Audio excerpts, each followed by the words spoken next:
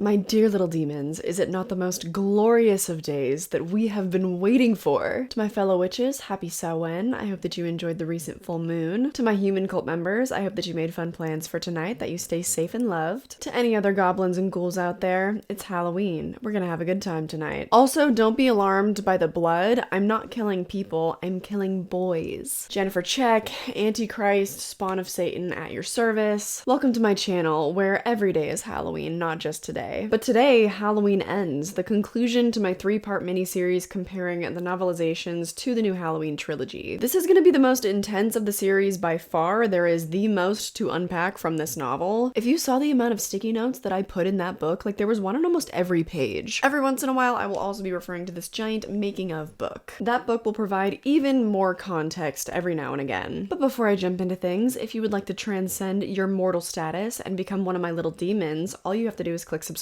Side effects may include having your soul ripped from your body and transferred into my loving hands. But don't worry about that, it doesn't hurt a bit, and then you get to be a part of my super cool cult. Clicking the like button and the notification bell also helps, that way you never miss our next meeting. Now that you've drunk my sexy Kool-Aid, let's dive in. For those who have drunk the Kool-Aid for a long time, how do we feel about the new camera? This fine holiday marks a very important transition for my channel. We are going to be using this camera from now on, and how much better does it look? Oh my god, and with my new lights, I'm obsessed. Anyway, let's start for real. As we did with Halloween Kills, we are going to look at a David Gordon Green quote to kind of set us up for the conceptualization of this movie. David Gordon Green says he had conceptualized Ends before Kills. Kills felt like it would be a fun and rambunctious Michael-based chapter, so we penciled in what we were going to do with him and then came back to Ends. See, this confuses me because remember in my last video when I talked about how Halloween 2018 was originally pitched as a double feature that would be shot back to back? Now all of a sudden Ends was conceptualized before Kills was. He also goes on to say that he and 3 other writers would take turns writing each scene, and then they would trade off, and then they would put everything together, and then Paul Brad Logan would be on set to do the rewrites, and I'm like, that sounds like a mess. And granted, I don't know a lot about what goes into pre-production writing on bigger productions, but when I look at a bunch of other major studio horror movies, or even independent movies, typically the ones that I love that are historically famous usually just have one writer, which is the director, or maybe they have one collaborator, or there is a pair of screenwriters that are tackling the screenplay. See, Zach Crager, Barbarian, Jordan Peele is the only writer on his 3 films. Clive Barker wrote Hellraiser alone, Kevin Williamson wrote Scream alone. Psycho, Candyman, Jaws, Silence of the Lambs, they all had 2 writers each. Then you look at something like The Nun 2, which had 3 writers, and you start to see a pattern, but 4 writers? Absolutely not. Absolutely not. Too many cooks in the kitchen. Then we take a look at the motivation behind Cory. I look at Michael Myers as being a classic movie monster. Green relates. It's tricky to write because he doesn't talk and you don't want any backstory to him. And you don't want any psychological motivation for him. I can take a lot of those forbidden narratives of Michael that you can't really go down and ask why too much. With a character like Cory, you can. Hot take maybe, but you absolutely did do that for Michael just through the lens of Cory. Clearly they have a vision for this part of the trilogy that diverges from past lore, though I would argue it obviously borrows from Season of the Witch and Halloween 4. Just go for it. Like, actually go for it instead of using Cory as a scapegoat. Because you do end up explaining Michael through Cory here, and Cory is just so random in this trilogy. I will admit though, I find him a lot more fascinating of a character. I'm able to sympathize with him in more situations, and they filled in a lot of holes that were very sorely missing in the movie in terms of lore and honestly narrative too. So let's finally get into the novel, shall we? I did end up counting how many quotes I pulled from the book for the writing portion of this video, and there were 72 of them. So I'm obviously not going to be reading every single one of those. I cut that down about in half. I think I'll probably spend a lot more time just explaining things that are happening in the book than reading the quotes directly. So hopefully that works for you, but you'll have to use your imagination for a lot of it. Halloween Ends, the novel, picks up the morning after the events of Halloween 2018, and I really would have liked to see that. The opening of Halloween Ends, the movie, is actually really strong, but this would have been better. Kills ends with Allison and Karen at Michael's house, and Karen suffers her unfortunate fate, of course. The Ends novel picks up with Allison as she's all strapped into the ambulance, and right before they're about to pull away, she sees her mom in the window of the house. And literally as they're shutting the ambulance doors, they go, "We found another body upstairs." I think I would have found that as a super impactful starting point for Allison's emotional arc. Think of how much more of an empathetic starting point we would have if we got to live with her in that moment. When I saw Halloween Ends in theaters, too many times I thought, this is not the character that we know. why is she making so many terrible decisions? This moment of the book would have helped, but this next part maybe not so much. The book also follows Michael as he slumps around town and eventually steals a garbage truck to get away from the scene of the crime. Hugo heard a drip drip from behind and turned. There he found Ozzy's body crammed into the rear loader with his stomach sliced open and his guts spilling everywhere. Ozzy's can of pepper spray had been brutally jammed inside his throat, crushing his trachea and dislocating his jaw. Ozzy's eyes were blood red, suggesting the pepper spray had been at least modestly effective. Michael climbed inside the truck and drove past the unsuspecting police cars. He vanished into the early Haddenfield morning. The only reason I read these is because, for one thing, it would have been a dope kill scene. I mean, that sounded pretty brutal. But for another, they've taken out the POV of the shape. That was a really fun stylistic choice of the first two movies that is just not present at all in this one, and he's referred to as Michael. My more likely theory is that Paul Brad Logan realized he'd probably give too much away by doing that. My less likely theory is that he didn't even care to read the other books, and he wasn't really too concerned with continuity there. Although, I don't know, that theory might have a little merit, just wait and see later on. Also on November 1st, a manhunt for Michael began, with the FBI getting involved. Laurie Strode led a crazed charge to slay Michael, aligning herself with fringe groups. She prepared alone in the years leading up to Michael's escape, but now she had a bloodthirsty army to join in her efforts. And after the death of her daughter, Laurie's own bloodlust became far more savage. So for anyone who has only seen the movies and who might have been confused about the misaligned arc of Laurie Strode, here you go. While it may seem backwards in the movies, they fill it out in the books. She did actually end up getting a lot more neurotic there for a bit, but then eventually chose life. And this was something that was very important to Jamie Lee Curtis, actually. She was very involved with her character development. We have to believe that Laurie is finally getting the mental health care that she needed, the physical rehabbing that she needed, maybe the drug and alcohol rehabbing that she needed, that she works with a therapist, that she has come to a place of, my past is not necessarily my future, I am entitled to a happy life. That was an aspect of the movie that I insisted that Lindsay articulate. You've been doing so great, choose life, Laurie. This is all stuff that we don't really get to see in the movie, we just jump straight into her narrating while she's journaling, which the novel reveals that was actually Frank's idea for her to start writing that book. I initially thought that was a weird jump too. She's 40 years obsessed, and then she loses her daughter, and then suddenly she's making pumpkin pies, and she's Laurie the matchmaker. That context was sorely needed, I'm afraid. I just really needed to see more of the stages of her grief, because her ending up in that place is perfectly believable. A lot of people that go through trauma, they come out the other side a much more healed person than they were before, because maybe they were never getting therapy before going through a traumatic incident, and now they are. I really needed to see that, but we'll check back in with Laurie later. Let's now move on to Cory. Cory didn't share the same paranoia about Michael Myers as the rest of the town. On a subconscious level, Cory just didn't feel special enough to end up as part of Michael's story. I felt that was a good quote to start us off with, because who knew? From the Cory that we get in the movie, he starts off seeming like a super confident, cool, handsome dude, but no, it seems like he maybe always had some issues with self-confidence. The book also goes into how Cory did not have a father figure for a lot of his life growing up because his mother is a boy mom. Blech. Do not look up boy moms on TikTok, by the way, if you're curious about that. Just watch someone breaking it down on YouTube. Please do not give those women any views. Turns out that Cory's mom is even more of a freak than we thought, because when she was a child, she killed her youngest sibling. Yeah, that's right. She was the oldest of 6 and never felt like she got enough attention from her parents. So one day, her youngest brother, a toddler, is sitting in his high chair, just toddling. But when he gets too close to the table, he likes to push on it with his feet, and so his family just got used to having to scoot him away from the table so he couldn't, like, knock himself over. Maybe all of the eldest siblings in the audience can relate to this, but one day she heard, "Keep an eye on your brother for the last time." She scooted him a bit closer to the table, she went to the bathroom, and heard the aftermath from there. That's right, he literally pushed himself over and then broke his brain open. Cory never knew about any of this, of course, because she cut ties with her family and she moved away when he was born. She also cut off her husband once Cory was born because she apparently just lost interest in him, because now she had a baby. She had Cory to start obsessing over. How fun. Know what else is fun?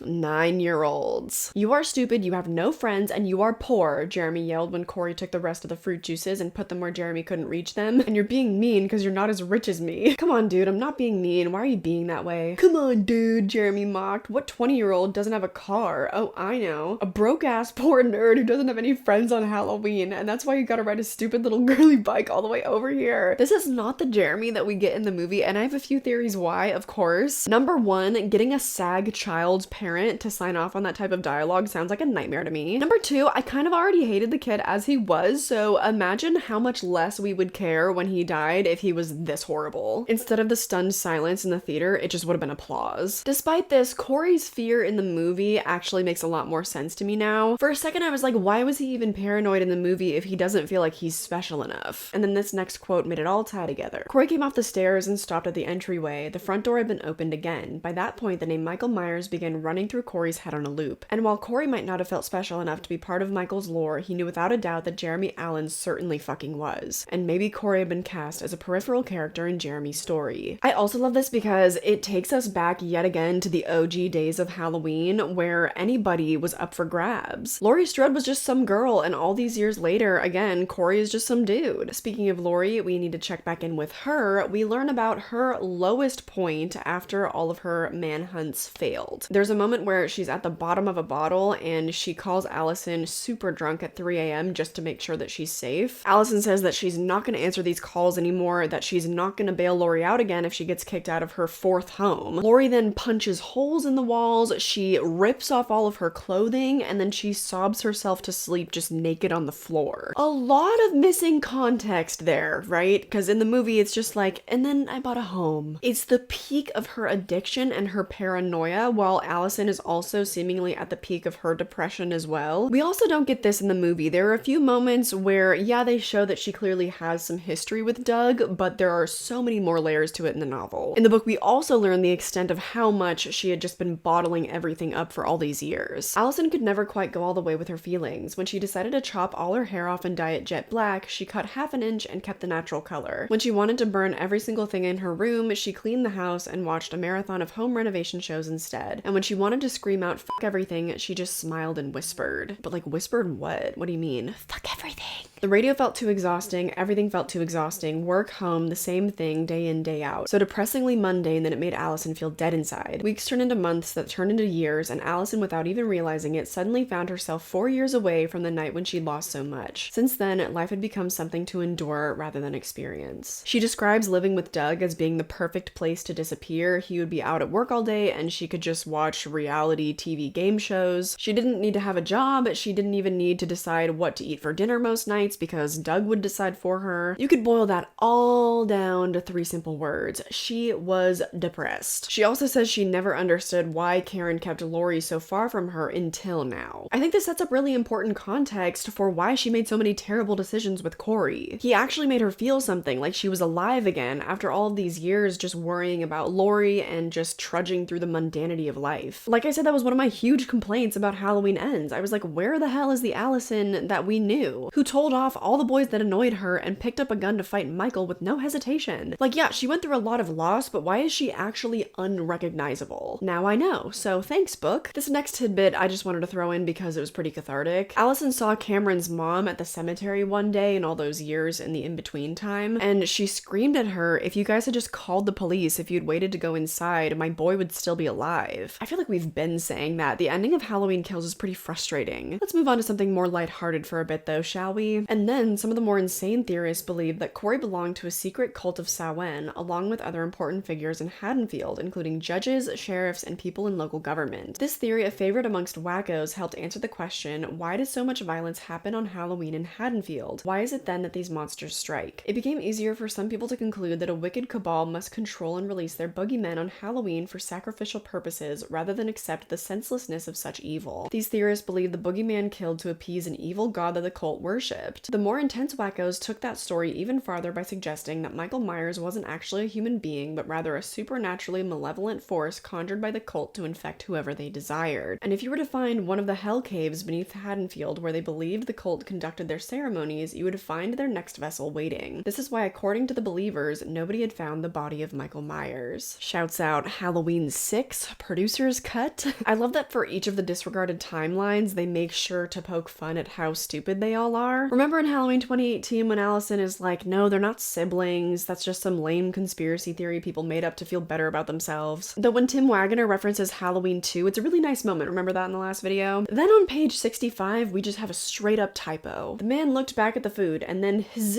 eyes went back to Ronald. Been a long time since I saw a genuine typo in a novel. Got me a little excited. There were also some other fun details that you might want to know about. For instance, Julian from Halloween 2018 also makes a reappearance. There's a quick scene of Allison removing a spider from his ear. Also, if you wanted an excuse to hate Dr. Mathis even more, he also wrote a book about Michael to line his already full pockets and exploit the situation. On that fateful night when Michael is killing everyone at the park, he was having a house party just a few blocks away, and certainly Michael walked past his house, and oh my goodness, what if he looked in the windows? He's certainly lucky to be alive, that Dr. Mathis. Such a loser. Eventually he gets what's coming. Let's move on to some lore that I know you're gonna want to know about Michael. This is juicy. Cory is listening to the radio when Willie the Kid is playing some old tapes from Dr. Loomis. Wednesday, October 31st, 1984, 11:30 p.m. Tonight it got out. For 1 hour they could not find it, and then there it was, standing at the end of a corridor which they had previously searched. Still, it had wrapped its face in white linen. It said nothing. They do not know how it got out, but I promise it will get out again, and it must be stopped. Cory stood at the window, staring at the flashing red light on top of the WRG radio tower in the distance as he got drawn into Dr. Loomis's analysis. I have lost all hope in Michael's recovery. Each day it waits. I sit before it and it looks through me. I fear its madness is becoming my own. At night I do not know who or what I am becoming, who or what I am. I fear I cannot stop this madness. I can no longer sleep. Not knowing what I know, I have stared into its eyes, and now the abyss stares back. Not only does this establish some other random time that Michael had escaped, but that he had been infecting Loomis since the events of 1978. That better explains Dr. Sartain. It also might kind of suggest why Dr. Loomis went so bonkers in Halloween 4 and 5, but that's obviously not related. It's also setting us up for when Michael infects Cory. As does this next part of the book, sort of, and strap in because this is a whole lot of lore they didn't even touch in the movie. I need to tell you about Nelson Christopher, another patient who was aboard the bus the night that Michael escaped. He's a patient that I believe was written to be schizophrenic, but he also worshipped Michael as some sort of deity. His backstory is absolutely traumatizing. We got the whole thing, just like we did for Tivoli in Halloween Kills. At a very young age, he witnessed his mother bury an axe into her own face. Then he was locked in a shed until age 16 when he swore his soul to Halloween. On Halloween night when Nelson turned 16 and while locked inside his woodshed prison, he could hear the trick-or-treaters roaming the streets of his neighborhood. Little goblins, witches, and monsters shared stories about the boogeyman while they collected their candy. On the night when evil mischief filled the air, Nelson swore his soul to the darkness. You get me out of here, I will find your king and I serve him. I spread my evil where you send me. Let me know the boogeyman. Eventually his sister rescued him, and then he lived on his own on the streets for several years until he brought an axe back to his father's house. Instead, he found his sister there who told him that their father had been dead for 5 years, and so he decided to take the axe to his sister instead. Then he walked over to the town mall and he chopped off someone's fingers just out in public, and that's what got him committed to Smith's Grove. Well, Sartain had the bright idea of housing him in the room right next to Michael and even introducing the two of them. Sartain sensed something in him, even telling him, "You have eyes like Michael's." And Nelson sensed something in Michael. He said, "Are you a man or a monster? If you're the devil, I'd be your driver." Like he's a fanboy, okay? Determined to use Nelson as an instrument to arouse the evil inside Michael, Dr. Sartain engaged in more hideous tactics to encourage Nelson's role in the process. The same tactics he'd used on Michael when he took over his care. Sartain determined that if he could release the monster inside Nelson, perhaps Michael would unleash his. Sartain ordered that they force Nelson to stay awake, and then they would show him super graphically violent videos to get him whipped up into a frenzy, and then shoved him in front of Michael's face when he was on this violent rant, but that never had any effect on Michael, and so the project was kind of abandoned. So Sartain is even more sinister than I thought, because yeah, he might have been infected by Michael, but he was also willing to use other mentally ill patients to provoke him. All of this is so much. I'm like, this movie should have been a limited series. And of course now Miramax has the TV rights. Anyway, a year after the 2018 incident, a bunch of the Smith's Grove patients were released due to a class action lawsuit, which included Nelson. Immediately upon release, Nelson found the underpass where Michael was hiding, and this is eerie. Once there, Nelson sensed something he hadn't felt since the night the bus crashed, the presence of the evil he devoted himself to. Nelson peered into the opening to a tunnel beneath the underpass, and he knew he'd found his god when he heard Michael's breath inside. It's getting real supernatural woo-woo for me. I'm glad this part was cut out, but it does do a good job at explaining how Michael stayed alive all these years. Speaking of remaining alive, more triggering content coming your way. Cory also deals with thoughts of unaliving himself. Remember how he had a great night with Allison at the Halloween party and then he kind of messed it all up? He was heading home before he got accosted by the band nerd bullies, and so this was what was happening in his mind during that scene. Cory shoved his hands in his pockets and felt the handle of the knife Laurie had given him. He pressed his finger against the handle and thought, just cut your wrists open and watch the blood leave your body. Lie down and watch your life drain from your veins. Cory felt a momentary sense of relief, imagining not having to endure any more of the mess, the misery, the judgments. Then he scoffed, doubtful he could actually do it correctly, wondering about the different ways he could f that up too. I can only repeat myself so many times, but so many of the mental health issues in the movies are so sanitized. I think that would have also helped me to sympathize more with Cory in the movie because they don't do a lot to help me out with that. At the end of the day, I know you're not really supposed to sympathize with him, but he's a very complex character. Give me another Hannibal Lecter, another Jigsaw, give me conflicting emotions about an ambiguous villain. Michael can be the super simplistic one, you know? Because really, Cory is just a victim until he starts to transfer his pain to other people. Nothing was his fault until he started absorbing Michael's mojo. Anyway, oh god, this video is gonna be long enough as it is. I need to pick up the pace. Next up, we have more Laurie lore that I was really curious about, actually. On page 136, she talks about how after the events of 1978, her nightmares got so bad that repeatedly her mother would kick her out of the house, so she would bounce back and forth from there to her aunt and uncle's house. She also felt like she couldn't leave Haddenfield because no matter where she went, the boogeyman would find her. In her darkest of moments, she would actually find comfort in Dr. Loomis, who related to her in the fact that he was a very successful psychiatrist before Michael came along. In one such meeting with him, Dr. Loomis was telling her about a patient that Michael could potentially infect. I believe he could be infectious if close to a susceptible mind, but again, nobody heeded his warning. In their subsequent sessions together, Carl confided that he'd begun feeling drawn toward his darker thoughts ever since the move. Dr. Loomis told me that Carl confessed to daydreaming about watching them all die. Dr. Loomis, I want to see their faces just before they die. I want to see how scared they are. Loomis quoted the patient. I want to taste their fear. The progress Loomis had made quickly came undone by Carl's vicinity to Michael. Michael's presence had pushed open the door that Loomis had tried to close. Shortly after, Loomis began noticing something else about Carl's shape. A vacancy appeared behind his eyes, that same sort of vacancy he believed lived inside Michael's eyes, a vacancy that hadn't been there when Carl first arrived. I fear the look, Loomis said, and when he discovered gashes in Carl's hands, he became more insistent that something must be done before the evil overtakes him. During each of their following sessions, the vacancy in Carl's eyes grew more disturbing, and then days later, Carl gave in to the evil. Loomis spared no detail in recounting the gruesome facts. Sound like anybody else we know? By this point, it's very much established what's going on, that Michael can infect other people with his evil. It's really cool that Dr. Loomis was the first one to see that coming. He definitely deserves that recognition. I really like this conceptually. I wish that the threads had been set up better in 2018 in Kills, so it didn't feel like they were cramming all of their ideas into Halloween Ends. In retrospect, arguably, Michael had infected Tommy and the rest of the town of Haddenfield when they formed their mob. And it's interesting how all the people from the 1978 attacks have had this fear brewing in them since then, which is why they're now all infected and they are traumatized alcoholics. But when Michael needs some help, he expedites the process and he infects you immediately by staring into your eyes. This next scene is exemplary of that, and it is so weird. It's another fill-in-the-gaps scene where we get to see how Michael sustains himself by, you know, chilling, killing. Basically, there is a father and a daughter staying out in a cabin in the woods, but it's much more sinister than that. He has kidnapped his daughter, and so she's chained up there when Michael, I guess, more or less stumbles upon them. He crashes the garbage truck and wanders into the woods. Lying in the willows, covered in shadows, the man in the pale gray mask, half burnt, half discolored. She didn't see a boogeyman, she saw a wounded animal. She spoke to him in a whisper, "Have you come to take me away?" After the little girl sees Michael, he slinks away. The father returns. They have dinner. There he found his little girl standing over him with the blackest eyes. "I don't like that look in your eyes," he mumbled. The man's eyes drifted up to the horrifying shape behind the little girl. "Who the f*** are you?" the man asked. Michael Myers stepped closer. The man grabbed the girl by the throat and held her there. "You do this?" he screamed at the girl. Michael stepped closer, standing over the two. "You get back. She's mine," the girl's father snapped at the man in the mask. "Did you bring him here?" he growled at the girl. Just then, the man's pupils changed shape. He looked down and saw the kitchen knife buried in his gut. His little girl's hands pushed the blade deeper. So the little girl sees Michael, he infects her, she kills the dad, and then Michael is able to feast on that, I guess. Maybe we would have benefited from seeing this in the movie because it's obviously a moment of Michael taking advantage of a very vulnerable person. Movie Cory also comes off like this loser who throws himself pity parties and can't even fathom helping himself. So it's more of an eye roll than a heart clench when he falls into Michael's clutches. This scene was more like, ah, shit.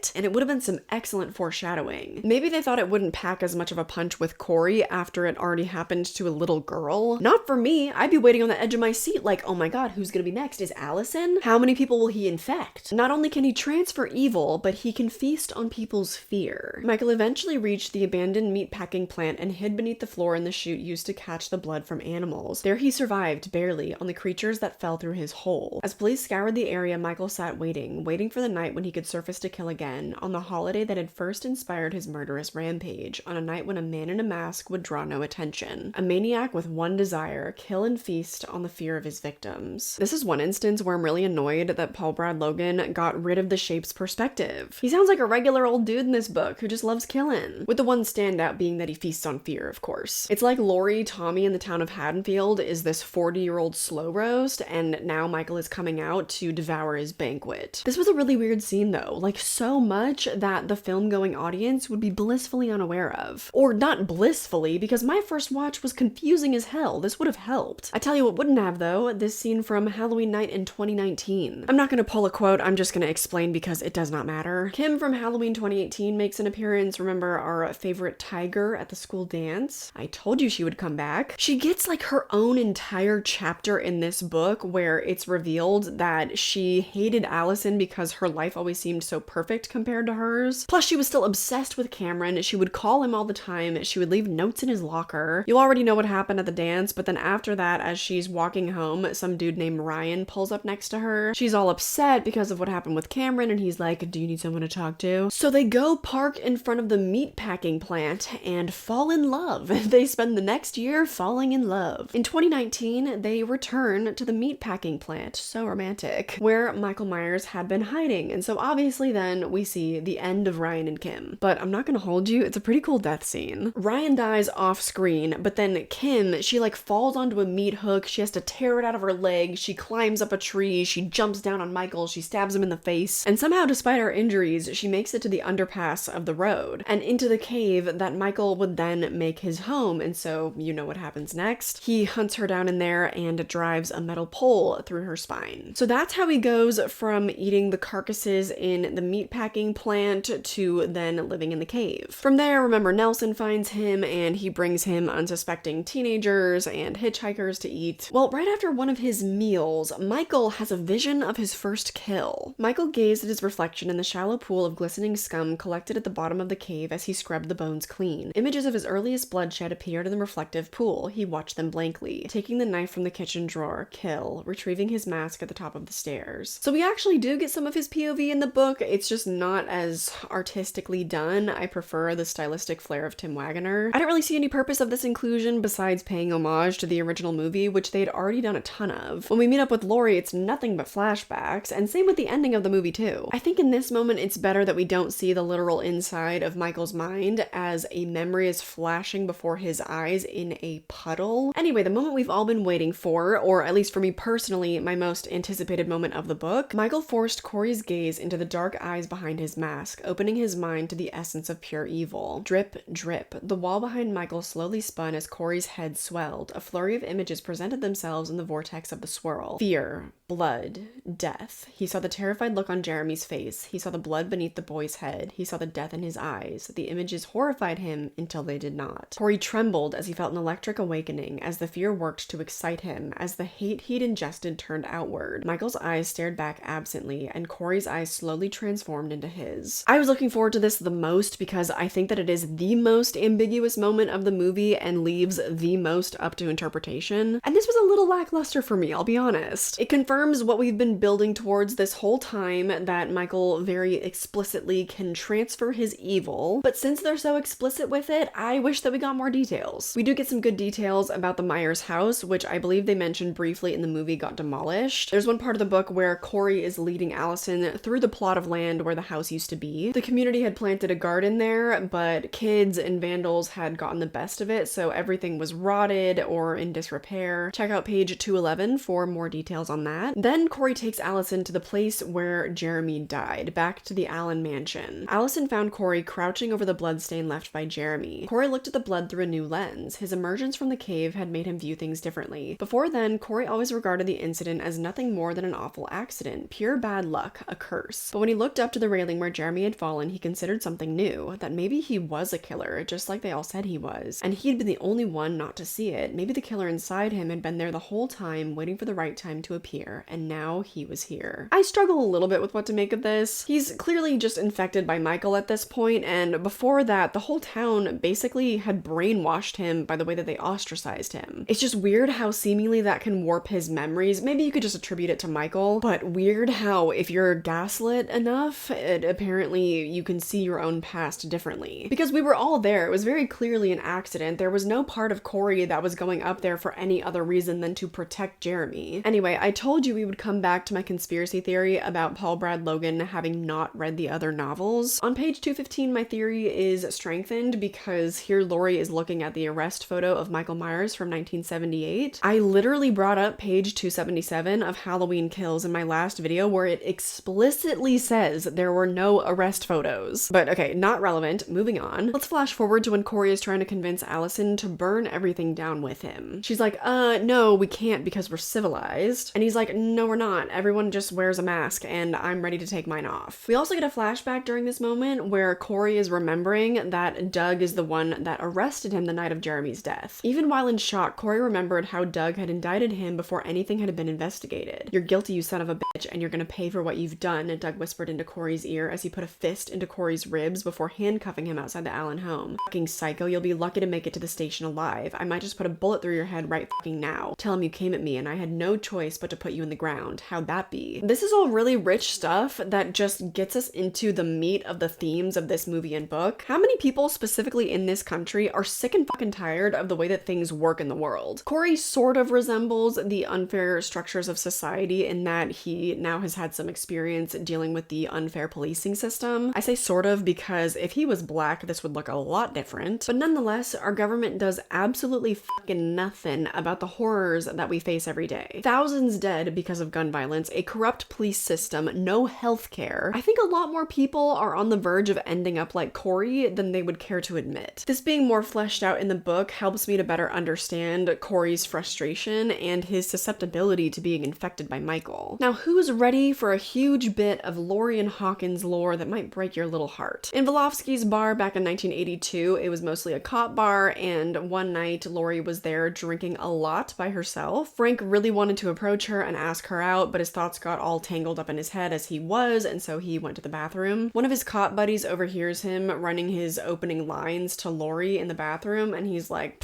I'm gonna go hit on Laurie myself. You snooze, you lose, Hawkins. But when this guy Elvis gets Laurie home and he's like, why don't you wait in the bedroom for me? She has other plans. I want him dead. That's why I'm here. That's why I came to your home. Laurie put the knife in his hand. Elvis could see by her expression that she meant it. He took the knife and set it down on the table. Laurie instantly grabbed it and pushed it back to him. Take it. What do you want me to do with this, huh? Elvis's voice cracked as he held the knife. Walk into Smith's Grove and stab him? No, Laurie shook her head. I want you to walk into Smith's Grove and cut his fucking head off. Naturally, he's like, why don't I take you home? So he does, and when he gets there, Hawkins is parked out in front of her home, just making sure that she made it home okay. Which initially, I'm like, aw, you know, that's a good guy. But also, it's a little weird. I don't know. It's a little weird. But now we jump forward to when Michael and Cory are tag teaming killing Doug. Michael pulled him closer so that his black eyes could consume Doug's terror. Cory watched as Michael slowly returned to the evil shape he'd once embodied, perfectly upright and still, a cold killing machine. Cory had brought him back to life. Cory hurried out of the tunnel. Behind him, he could see Michael watching from within. No longer restricted to the chamber, the shape had fully woken. Cory couldn't believe the powerful energy coursing through his veins. He didn't know where to put it, but he knew it had to go somewhere or else he'd explode. So this confirms for us again explicitly that Michael consumes fear with his eyes. Also that killing literally gives him power, or well, it gives them both power. Cory is buzzing so hard that he decides he is gonna pursue Allison after all, and I think they sleep together that very night. This quote from the Making of book was also really helpful in understanding Cory's mindset. Campbell says that they shot various versions of him looking at his reflection, including one where Cory's ready to throw up. This breath came out of me that was just fucked up, but then I think he feels control for the first time. This is important because I feel like the main point of anxiety for most people is that so much is out of their control. We could go to a nightclub, a movie theater, a school, and run the risk of being killed because our government will not pass common sense gun laws. We give up so much of our money in taxes that ends up funding a $800 billion military, and yet we can't have free healthcare. And as heinous and terrifying as this is, I can see how this is Cory taking back his power in literally any way that he can. It's the only way that he can exert any type of power in the world at all. Because lashing out, feeling anger, engaging in violence feels a lot better than feeling powerless. It feels a lot better than being helpless and resigning yourself to that. It takes an unbelievable amount of strength to choose love, which is what Lori does, and now I have a lot more of an appreciation for her arc in this movie. Let's get back into something a little bit more fun, or I don't know, however you take this, but we start to see a little bit more how Michael operates through Cory. Cory didn't hear her words, he just stood in place at the window as if hypnotically drawn there, feeling an uncontrollable intention swelling inside him, an intention so dark and so violent that it would not let him move until he'd adequately disguised his humanity. Cory remained in that position until the sun lowered and the moon rose. Then he removed the mask from the trash and left the house. I guess now we have our answer as to why Michael stared out the window all those years. He was essentially charging up like an iPhone. And once Cory is at full power, he takes Allison for a crazy motorcycle ride, and you can see that he is even able to start transferring evil to her. When two cars raced past them, Allison let go. Her eyes opened and her arms shot into the air. Allison screamed excitedly. The thrill electrified her as she embraced this darkness, as she disappeared completely to become a new shape. The crazy thing is, you can't even blame her. She was stuck in a rut of depression for the past 4 years, which can make your life fly by without you even realizing it. This is another reason why our society is broken, because what do you mean that in most corporate jobs you get 2 weeks of vacation a year and like what, 3 sick days? That is bullshit. Even if this wasn't the case for Allison, she and Lori had no money, so it's not like they could even get out and travel and escape Haddenfield every once in a while. Or because of their mental health, they both seemed to be trapped in their homes. This is the first new thing she's done, like, ever. So I just read that section like, yeah, that tracks. Halloween Ends is a really heavy critique on American society, and this next quote just furthers that. Even though Willie was the biggest perpetrator of the more extreme Cory Cunningham conspiracy theories, he believed none of them, but he loved to stoke a fire, and when his ratings started climbing, Willie leaned into his narrative. I think the link to real-life right-wing grifters is obvious enough. I'm not even gonna get into that. Instead, let me just fill you in on a little bit more Haddenfield lore. At this point, Allison has agreed to leave Haddenfield, and so she's driving past all the places that contained her bad memories. The park where Lindsay had escaped Michael now basically stands desolate. Everything had been torn down. She also visits her parents' tombstones in the graveyard, and she lays in between them, wishing them back. But instead, she gets Cory showing up on her doorstep, who is hoping that she can save him. And that's literally what it says in the book. He's like, if anyone can save me, she can. He's been busy staring out his window again, and even engaging in self-harm to try to quell these like violent feelings inside of him, but it's not working. Of course, leave it to a 20-something-year-old man to expect a woman to fix his emotional problems for him. Get therapy. Leave us alone. Now Lori and I are on the same page, because she decides to go confront Cory, and he's sleeping on Jeremy's bloodstain, the weirdo. If you want to check out page 293, the book confirms that this is not something that Cory hallucinated. She really was there. If you remember, it seems kind of surreal because she leaves without a noise, and I remember thinking, wait, was that in his head? In the book, it says she actually spent all night watching him sleep, so she's a weirdo too. But Lori, trying to keep Cory away from Allison, sends Allison over the edge, remember? In the book at this point, she's feeling right about leaving Lori. Her inner monologue says something like, this is how I turn normal, by leaving her. Before we get to the big climax, they randomly throw in a scene with the asshole band kids. Terry is the ringleader of the group who has the really abusive father, and remember Cory called him out on that, so this is true. There's a scene of them kind of fleshing this out with his father verbally abusing him, but they casually drop that his father's name is Robert Tramer, and they moved back to Haddenfield so he could take over Ben's shop. Yeah,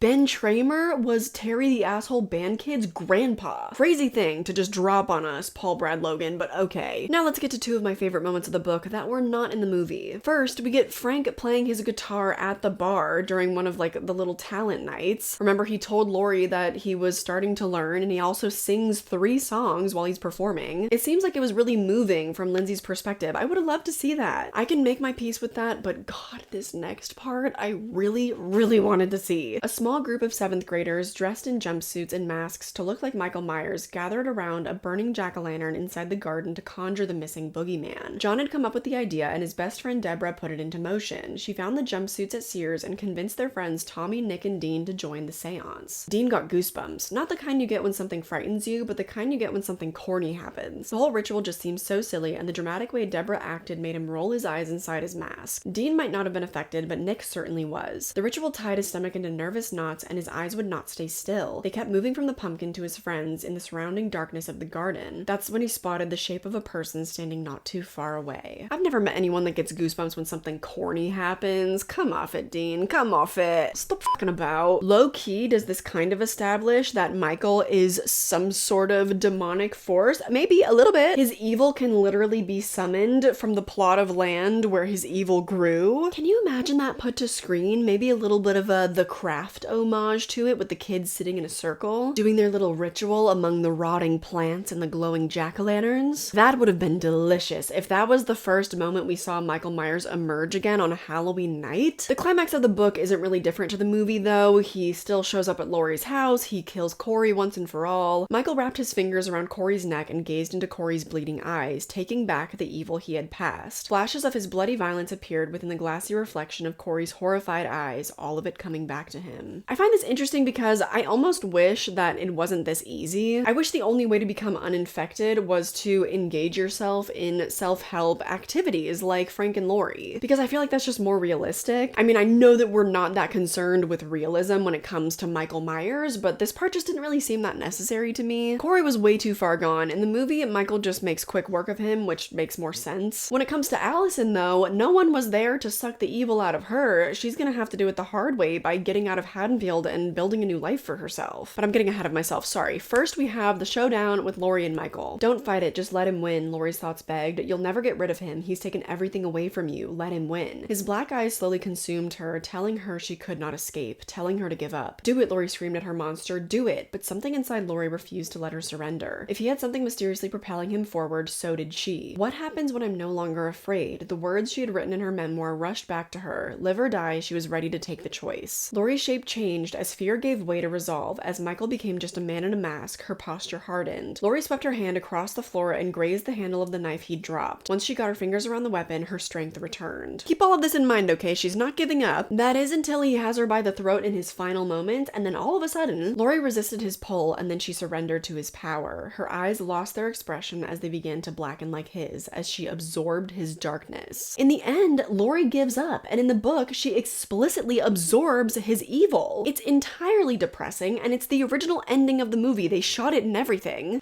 This is gonna piss you off. Before Frank could reply, Laurie closed the door on him. Frank grabbed the vegetables and heard multiple locks relatching inside. Then he saw Laurie's shape move away from the window and disappear from his view. It caused a chill to run down his spine, a feeling he'd felt before in the presence of another shape. Frank got inside his car and glanced back at Laurie's house, hoping he'd mistaken her look for something else. But something inside him wouldn't let him fully accept that. As the sunlight dimmed, Frank remained in his car watching the house, promising himself he would never let it happen again. A few shafts of stray afternoon light broke through the curtains and cut the darkness inside Laurie's home. In every room, even when you could not see her, Laurie could be heard breathing, watching from within the shadows, unseen but felt. Inside Laurie's office, his mask rested on her coffee table, waiting for its new shape. That was the note they originally wanted to leave Laurie Strode on. How dare! Those are literally the final lines of the book. That is the end. They leave us on the implication that Laurie has absorbed Michael's energy and will potentially be the new shape. What the fuck?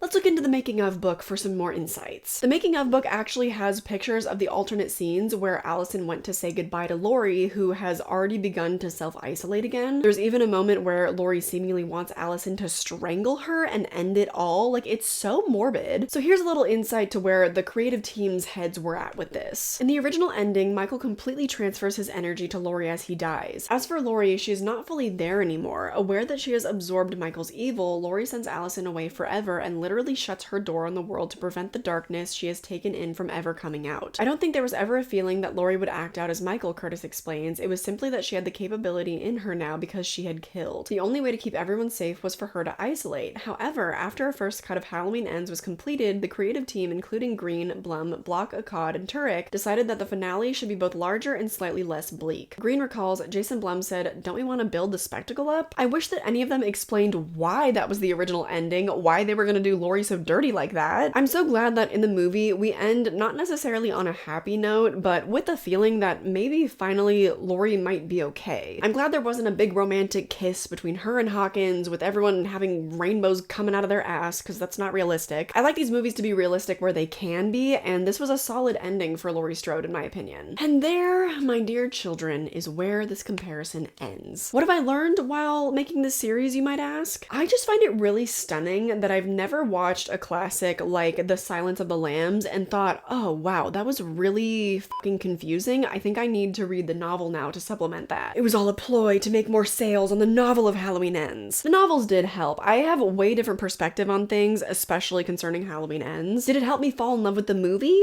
Most unfortunately, no. You don't know how badly I want to though. I love the first two movies, and so I wish that I loved Halloween Ends, because then that would be like perfect. I think that maybe as we go on in the future with more and more watches, as I, remember what I unpacked about the novel and try my best to apply it, maybe someday I will fall in love with the movie. I don't know, but it's been really hard. I have not been successful so far. The books also raise a lot more questions than they answered, so that also doesn't help. Regardless, I do definitely have a newfound respect for the intentions of the filmmakers. Was their execution good? I'm still inclined to say no, but I respect their ideas and the themes that they were trying to explore. What I really want to know though is, what did you think of all of this? My brain is fried. I have pondered the imaginings of these books and compared them to the movies so much that it all pretty much means nothing to me now. So leave all your questions, comments, concerns down below, and maybe that will fix my brain. A few of the people that leave my favorite comments in the entire world are my patrons. They are some of the most insightful people in this cult. For that reason, they love to join the Patreon, because not only does that ensure that all this content is then free for everybody else, but also because I post even more content over there, 4 to 6 bonus videos every single month. It's a great little subsection of our cult where we have even more conversation. I also post the watch-alongs over there that get copyright issues on YouTube, so they're still available for you to watch. We love the patrons. Really, this whole series would not have come to you without them. I would not have been able to pour the hours and hours, days, weeks of my life into this mini series without them. So big kisses to the patrons, mwah! But if that's not for you, all the rest of my social media is down below. Definitely check out my horror Instagram. I did a little photo shoot of this outfit. You can see pictures of me pretending to eat my boyfriend. If you follow me there, you'll always be up to date with whatever I'm working on, unless it's one of these situations where I kind of disappear into my hermit writing hole. But even then, I still let you know what's going on with me, so go ahead and follow me over there. But more than anything, I just hope that you enjoyed this video, that you enjoyed this whole mini-series, really, and that you have a happy and safe Halloween. I will catch you in the next one. Bye! Oh my god! Oh my god! I did it! Holy shit!